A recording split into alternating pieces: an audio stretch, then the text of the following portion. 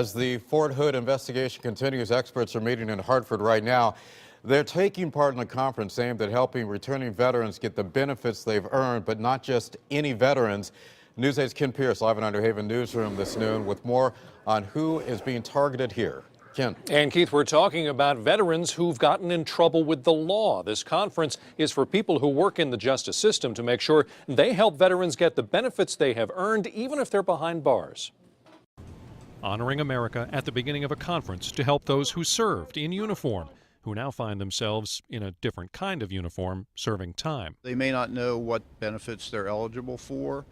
They may not identify themselves to the corrections officials as veterans. This conference, hosted by Hartford's Community Renewal Team and organized by the Mid-Atlantic State Correctional Association, is aimed at getting vets in the justice system the benefits they've earned. There's health benefits, there are substance abuse treatment benefits, mental health is available. Bill Payne knows because he's a Marine who served in Vietnam and then as a parole and probation officer at a time when vets were treated differently. Veterans didn't want to identify themselves.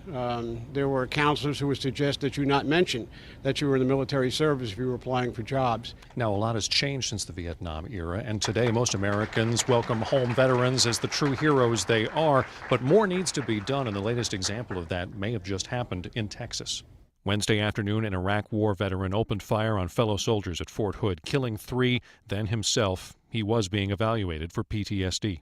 Because sometimes when you come home from war, when you come back home from combat, is that what's going on in your head doesn't make sense. But Dr. Harkness says the kind of collaboration they're doing here and the outreach they're doing at her center are working. They're out there in the communities where the veterans are struggling to learn to live each and every day. And staff are there wrapping around services based on what the veterans need and what the veterans want. And she says it is all about outreach, or for vets behind bars, they call it inreach, reaching into the prison population.